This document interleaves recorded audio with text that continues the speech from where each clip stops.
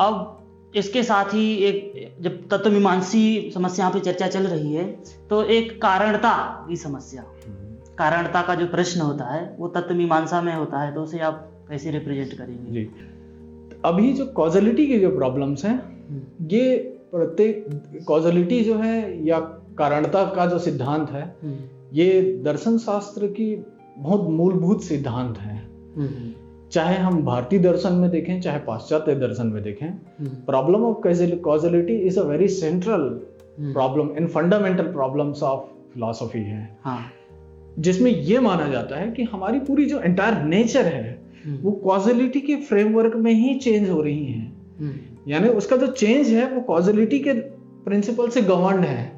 Causality की principal ही पूरी जो चेंज है उसको ड्राइव कर रही है, सृष्टि को रच रहे हैं, संचालित कर रहे हैं, सृष्टि को क्रिएट भी कर रहे हैं, सृष्टि की स्टेटस को मेंटेन भी कर रहे हैं, और सृष्टि का डिसोल्यूशंस भी उस कॉजलिटी के प्रिंसिपल से ही हो रहा है। तो कॉजलिटी एक बहुत ही इंसाइटफुल है ना, और fundamental principle, fundamental governing principle of nature के रूप में काम कर रहा है। और ये इतनी मूलभूत अवधारणा है, चाहे जगत के प्रति, चाहे फिलॉसफी ऑफ बिकमिंग की विश्व दृष्टि हो, फिलॉसफी ऑफ बीइंग की विश्व दृष्टि हो, है ना, चाहे ईश्वरवादियों की विश्व दृष्टि हो, चाहे अनीश्वरवादियों की विश्व दृष्टि हो, सभी बिना किसी एक्सेप्शन के, है ना, जैसे बहुत रेयर एक्सेप्शंस दिखते हैं, जैसे चारवाक दिखता है जो कि कॉजलिटी को भी नहीं मानता है, या डेविड ह्यूम जो है कॉजलिटी के प्रिंसिपल को चैलेंज करते हैं, लेकिन इनको अगर छोड़ दें तो लगभग दर्शन के सभी ईस्टर्न एंड वेस्टर्न जो संप्रदाय हैं, है ना, भारतीय और पाश्चात्य जो संप्रदाय हैं, वो कॉजलिटी को नेचर के मूलभूत प्रिंसिपल के रूप में स्वीकार करते हैं। भारतीय दर्शन में सत्कार्यवाद, असत्कार्यवाद के रूप में ये कॉजलिटी की जो प्रिंसिपल है वो प्रचलित हैं, जहां पर सत्कार्यवाद का ये अर्थ हो जाता है कि कार्य जो है, कॉजलिटी में दो चीजें हैं, कार्य है और कारण है। तो सत्कार्यवादी जो भारतीय दर्शन है वो कहते हैं, जिसमें वेदांत आते हैं, सांख्य आते हैं, योग आते हैं, है ना, मीमांसा आते हैं। तो सत्कार्यवादी दार्शनिकों की जो अवधारणा है, मूलभूत जो विश्व दृष्टि है, वो ये है कि कार्य जो है अपने उत्पत्ति के पूर्व कारण में किसी न किसी रूप में विद्यमान होते हैं, वो छिपा हुआ रहता है, और चेंज की प्रोसेस में वही जो कॉजलिटी की जो प्रोसेस है उसमें कार्य जो है अपने कारण के भीतर जो छिपा हुआ होता है वही अभिव्यक्त होता है, प्रकट होता है, जिसको कहते। असत्कार्यवाद में देखते हैं कि जो कार्य जो है वो नवीन सृष्टि है, नए तरीके की एक प्रोडक्शंस है कार्य का, कारण में पहले से विद्यमान नहीं है। अच्छा, वो पुनरावृत्ति का आरोप भी लगाते हैं, जैसे न्याय दर्शन है, वो सत्कार्यवादी दर्शन या कॉजलिटी की जो थ्योरी है, इंसाइट है, उस पर ये आरोप भी लगाते हैं। अगर कार्य जो है अपने कारण में पहले से विद्यमान है तो कार्य के रूप में उत्पन्न होना कोई क्रिएशन, कोई चेंज नहीं है, तो क्यों कहें कि पैदा हुआ है, कार्य पैदा हुआ है, ऐसा क्यों माने वो? बिल्कुल। तो इस तरीके से वो सत्कार्यवादी जो कॉजलिटी की जो थ्योरी है उसको चैलेंज भी करते हैं, है ना। और उसके अलावा अगर देखें तो पाश्चात्य दर्शन में 3 प्रकार की कॉजलिटी को समझने का मूलभूत सिद्धांत है। सर, इसमें एक और पूछना चाहते हैं जी। कुछ एक बौद्धों का भी कॉजलिटी का सिद्धांत होता है इनका। हमें ये भी सुने हैं कि जो सत्कारवाद है और असत्कारवाद है उसमें एक कार्य का एक ही कारण माना जाता है, लेकिन बौद्धों के कुछ सिद्धांत अलग हैं, उनका कारणता का सिद्धांत अलग है। थोड़ा सा उसमें भी प्रकाश डालें। बौद्धों के में कारणता के सिद्धांत को प्रतीत समुत्पाद के नाम से जाना जाता है, जिसको सापेक्षतावादी सिद्धांत या बहुकारणतावादी सिद्धांत भी कहा जाता है, जिसमें ये उदाहरण दिया जाता है कि किसी भी कार्य के घटने के लिए कम से कम मिनिमम 2 या 2 से अधिक कारण होने चाहिए। जिसके लिए जैसे एग्जांपल के लिए अगर लें तो जैसे दिया है, दिया जल रहा है, दिया के जलने को अगर हम कार्य मान लें तो उसके पीछे बाती भी कारण है, तेल भी कारण है, और जो मिट्टी का दिया है वो भी कारण है, और तीनों में जो विशेष संयोग हुआ है वो संयोग भी कारण है। तो इस तरीके से देखते हैं कि दिए के जलने के लिए कई सारे फैक्टर रेस्पॉन्सिबल्स हैं। तो वैसे ही हम समाज में भी देखते हैं कि अगर समाज में गरीबी है तो उसके भी कई सारे कारण हैं, अशिक्षा उसके कारण है, सृजनात्मकता नहीं होना उसका कारण है ना। तो कई सारे उनके कारण हैं, जागरूक नहीं होना उनके कारण है। तो इस तरीके से देखते हैं एक जो प्रॉब्लम है उसके कई सारे मल्टीपल कॉजल फैक्टर्स हो सकते हैं, रेस्पॉन्सिबल हो सकते हैं। इसी को ही बहुकारणतावाद के नाम से जाना जाता है। अब देखिए कि वेस्टर्न में जो कॉजलिटी की जो थ्योरी है उसको 3 इनसाइट के द्वारा समझने का प्रयास किया गया है। फर्स्ट ये है जिसमें एक्टिविटी थ्योरी की बात की जाती है, यानी कॉज वो है जिसमें अपनी कार्य को उत्पन्न करने की क्षमता हो, पोटेंशियल हो, है ना, एक्ट करने की, अपने एक्ट के द्वारा ही कार्य को पैदा करेंगी। तो एक्ट को पैदा करने की जिसमें क्षमता हो उसी को ही हम एक्टिविटी थ्योरी ऑफ कॉजलिटी कहते हैं। तो क्रियात्मक नियम, क्रिया का सिद्धांत कहते हैं। दूसरा जो सिद्धांत हमें देखने को मिलती है उसमें बहुत इंपॉर्टेंट पॉइंट आता है जिसको कहते हैं अपरिहार्य अनुलग्नता का सिद्धांत। मतलब कभी भी ऐसा नहीं होगा कि कारण है लेकिन उसका कार्य नहीं है। मतलब कारण अगर होगा तो कार्य निश्चित रूप से होगा ही होगा। मतलब अपरिहार्य, मतलब कारण अगर है तो कार्य का होना नेसेसरी है, वहां पर निश्चित रूप से कार्य होगा ही होगा। कभी भी ये नहीं कह सकते कि कारण तो है लेकिन कार्य नहीं है। दोनों में अभिन्नता का संबंध है ना, एक से दूसरा मतलब पक्का पैदा होगा, निश्चित रूप से पैदा होगा। इसके पीछे एक बहुत महत्वपूर्ण इंसाइट है कि नेचर जो है चेंज हो रही है, जिसमें हम कॉजलिटी को देख रहे हैं। तो चेंज में कभी अगर ऐसा हो जाए कि कारण तो है कार्य नहीं है, तब कारण और कार्य के बीच एक स्पेसिफिक और यूनिवर्सल रिलेशन की जो बात आती है, वो यूनिवर्सल रिलेशन जो है डिमोलिश हो जाएगा और एक्सेप्टेबल नहीं रह जाएगा कि कभी तो कारण रहता है तो कार्य पैदा नहीं होता है, कभी कारण नहीं रहता, कारण जो है रहता है तो कार्य पैदा होता है। तो इस सिचुएशंस में कार्य और कारण के बीच जो एसेंशियल जो यूनिवर्सल रिलेशन एस्टेब्लिश करने की जो बात आती है वो खत्म हो जाएगी।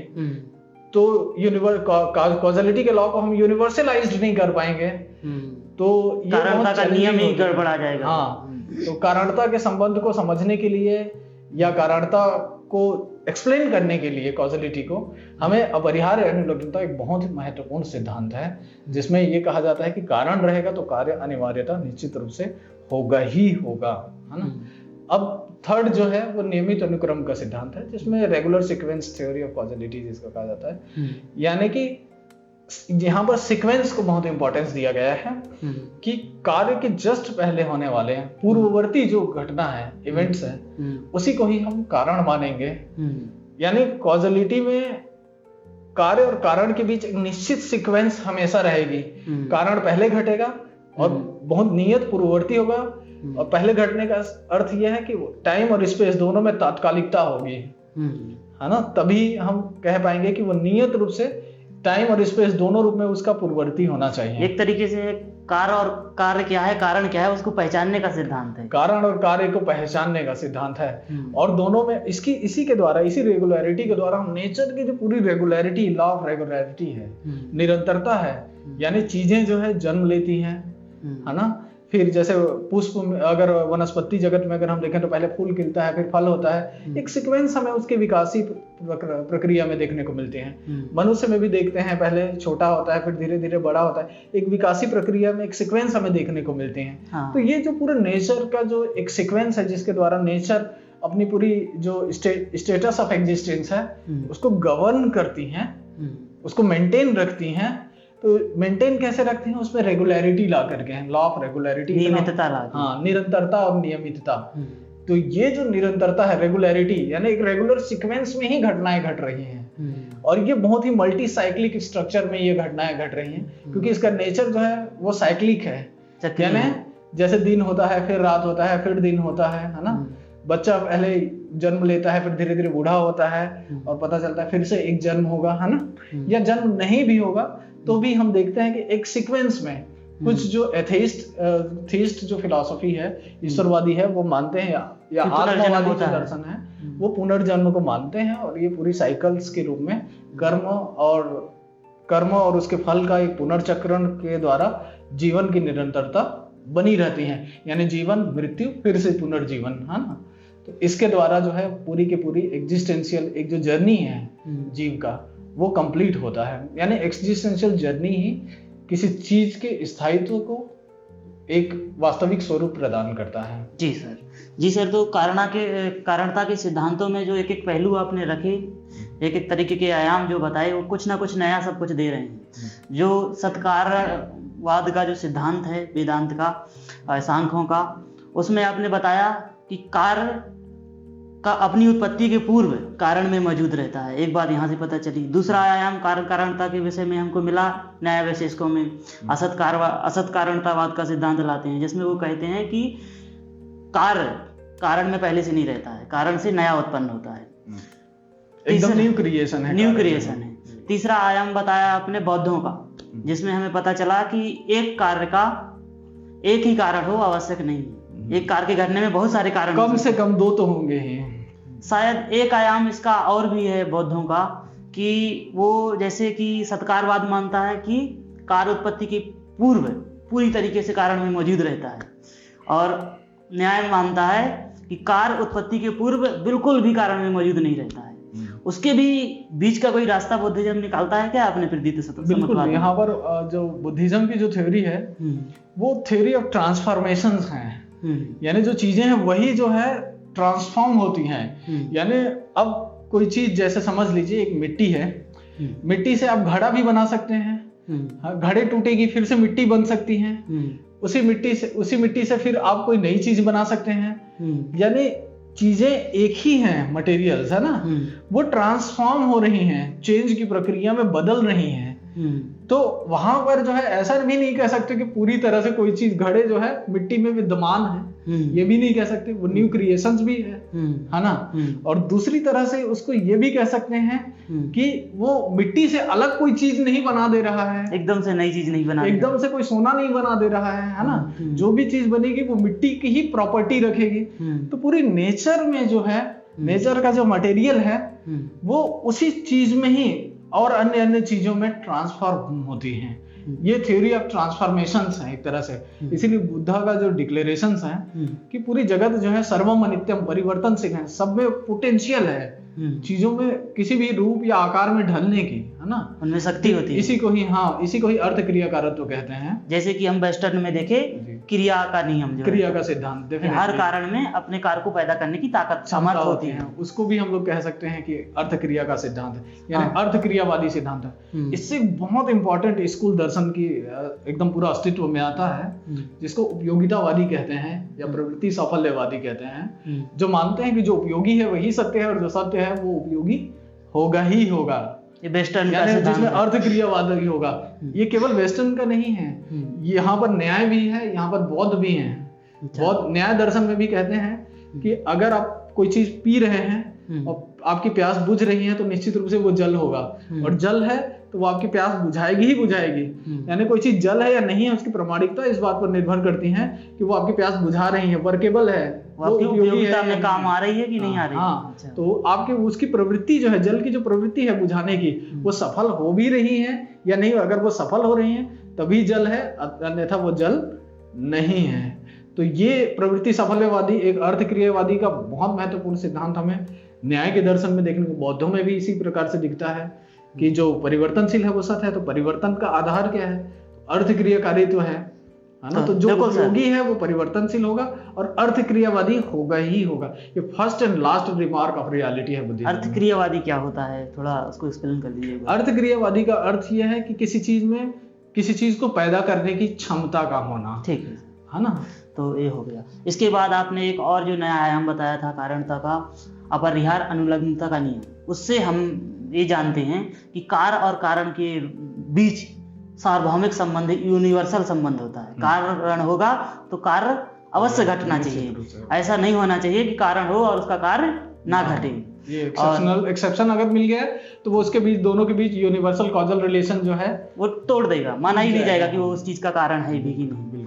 और तीसरा बताया जिसमें हम कार्य और कारण किनके बीच में घट रहा है, वो सीक्वेंस का संबंध, और साथ ही वो पूरा यूनिवर्स कैसे ड्राइव होगा उसको भी लॉ ऑफ रेगुलरिटी जिसको कहते हैं, नेचर का लॉ ऑफ रेगुलरिटी, विकास किस तरीके से होगा, उसका नियम क्या होगा, वो भी वो सीक्वेंस का नियम है, जो अनुक्रम का सिद्धांत जो वेस्टर्न, उसमें अनुक्रम का भी सिद्धांत है। और एक अन्य दृष्टि से हम इसको सामंजस्यता का सिद्धांत भी कह सकते हैं, क्योंकि उसी कॉजलिटी के सीक्वेंस में ही वो नेचर में एक सामंजस्य स्थापित करता है। तो इसे लॉ ऑफ हार्मनी भी कहा जा सकता है कॉजलिटी की थ्योरी को।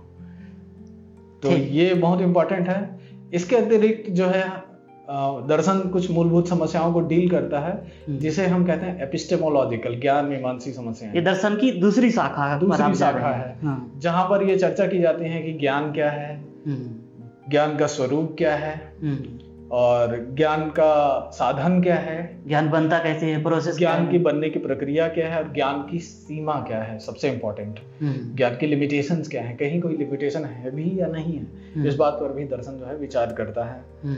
तो ये एपिस्टेमोलॉजिकल प्रॉब्लम्स जो हैं ये भी दर्शन शास्त्र की बहुत केंद्रीय और मूलभूत समस्याएं हैं। इसके अतिरिक्त एक मूल्य मीमांसी समस्याओं को दर्शन शास्त्र जो है डील करता है, डिलीवर करने का प्रयास करता है, जिसमें चूंकि मानवीय जीवन जो है वैल्यू ड्रिवन प्रिंसिपल होता है, हमारा कल्चर, हमारा रिलीजन, हमारा खुद का स्वयं का जीवन, जिन चीज़ों को हम सही समझते हैं उन चीज़ों को हम करना पसंद करते हैं, जिन चीज़ों को हम ठीक नहीं समझते हैं उन चीज़ों को हम त्यागना पसंद करते हैं या नहीं करना पसंद करते हैं। तो हमारा पूरा इंटायर जो लाइफ और एक्शंस हैं ये वैल्यू ड्रिवन है, बिलीफ सिस्टम भी वहीं से बनता है। बिल्कुल बिल्कुल पूरी तरीके से। तो जिस तरीके की वैल्यूज होती हैं, जिस समाज और जिस कल्चर के वैल्यूज जितना उच्चतम क्वालिटी का होता है, गुणवत्तापूर्ण होता है, वो समाज भी उतना ही प्रगतिशील और उतना ही सृजनात्मकता से पूर्ण होता है, उतना ही सृजनात्मक होता है वो समाज। तो वैल्यू जो है हमारे लाइफ को ड्राइव करने वाले, हमारे एक्शंस को ड्राइव करने वाले प्रिंसिपल्स हैं। इंडियन में उसको अलग तरीके से, इंडियन जो है वैल्यूज को अलग तरीके से इंटरप्रेट करते हैं, उनके आधार अलग अलग होते हैं, उनके प्रकार अलग अलग होते हैं, है ना, और उसका पर्पस अलग होता है वैल्यूज का।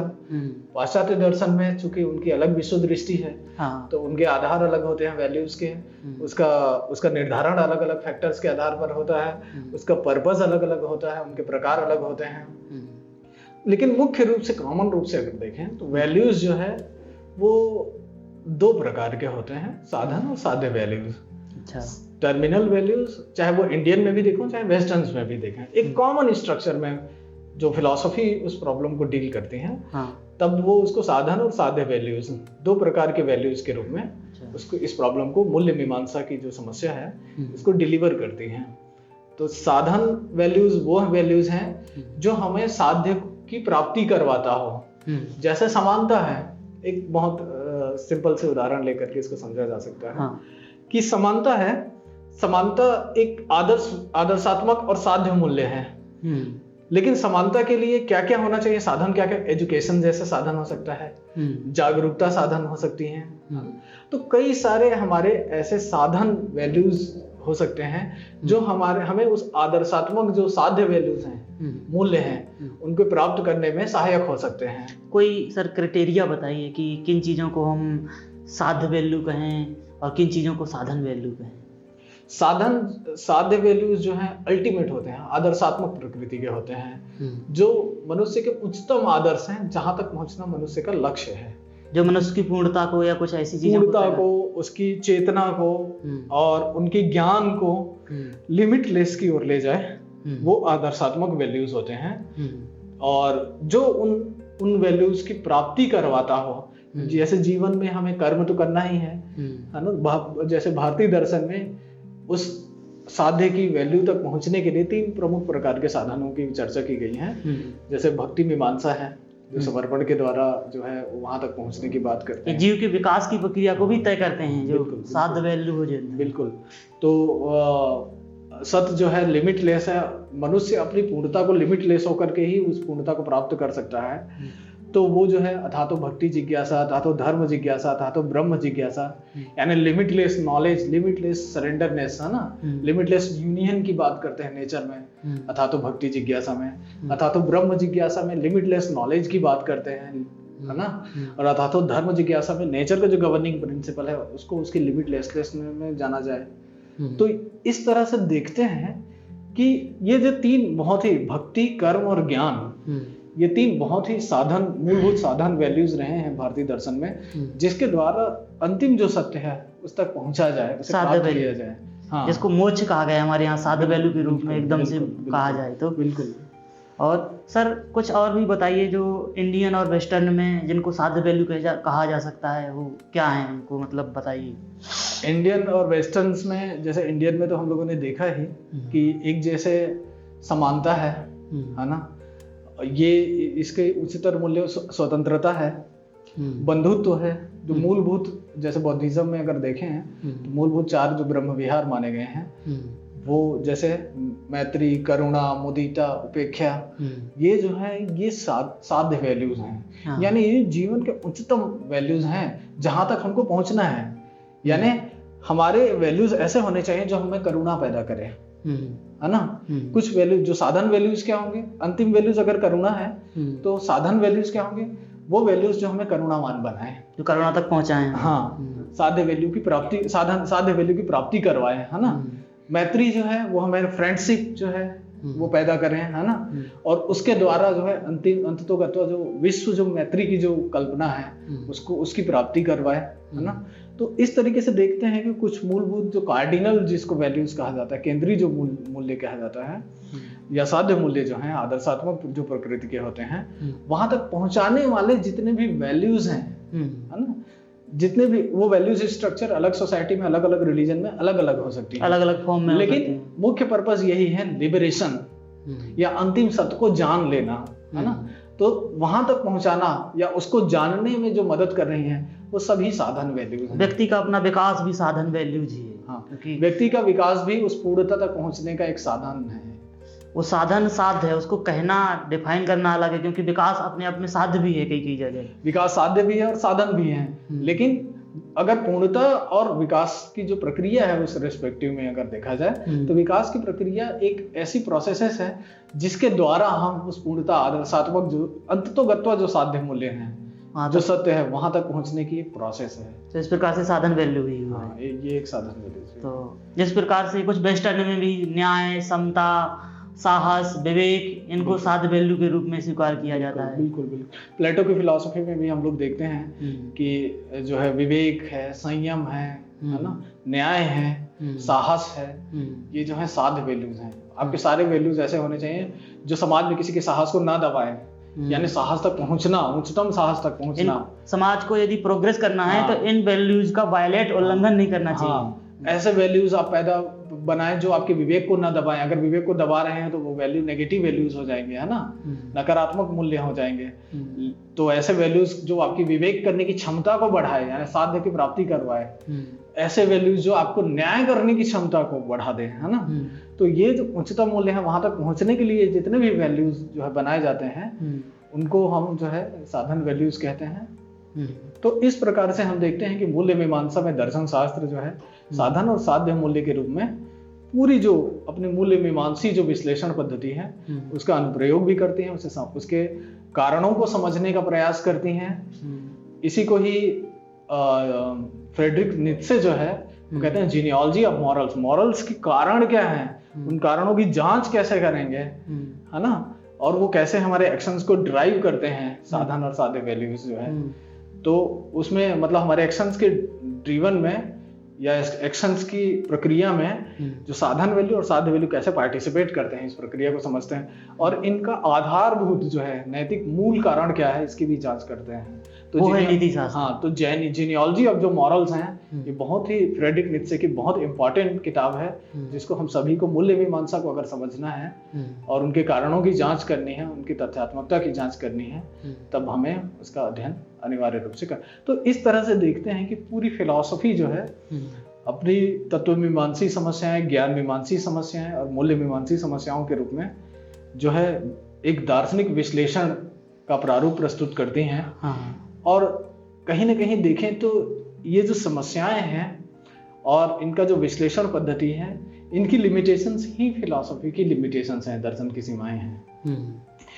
और इन्हीं के द्वारा ही दर्शन अपने सीमाओं का अतिक्रमण भी करते हैं। केवल ये सीमाएं नहीं है बल्कि इन्हीं के द्वारा ही दर्शन अपनी सीमाओं के सोचने समझने का या विश्व दृष्टि को विकसित करने का जो विकास है वो विकास है। और उसी मतलब इन्हीं मेथोडोलॉजीज के जरिए इन्हीं प्रॉब्लम पर विचार करते हुए अपनी सीमाओं का अतिक्रमण भी करती हैं और नए दर्शनों को, नई दृष्टियों को, नई विश्व दृष्टियों को जन्म भी देती है।